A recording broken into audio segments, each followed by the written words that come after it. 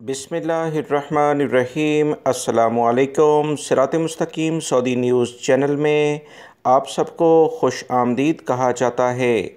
आज 15 सितंबर 2021 है। सऊदी वज़ारत सेहत की जानिब से वबाई मर्ज़ कोरोना से मुतल्लिक़ा अहम तरीन रिपोर्ट जारी कर दी गई है, जिसमें बताया गया है कि पिछले 24 घंटों के दौरान सऊदी अरब में 88 यानी 88 अफराद वबाई मर्ज़ कोरोना का शिकार हुए, जबकि 70 अफराद सेहतयाब भी हो गए हैं। सऊदी वज़ारत सेहत ने मज़ीद तफसीलात जारी करते हुए बताया कि 7 अफराद का वबाई मर्ज़ कोरोना की वजह से इंतकाल भी हो गया है। इन्ना लिल्लाहि व इन्ना इलैहि राजिऊन।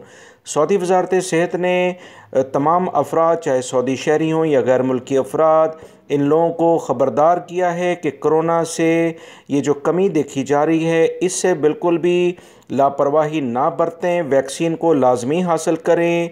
और जो अफराद भी इसे ये समझ रहे हैं कि कोरोना ख़त्म हो गया, ये इनकी लाइल्मी है। कोरोना कम ज़रूर हो रहा है, ख़त्म नहीं हुआ।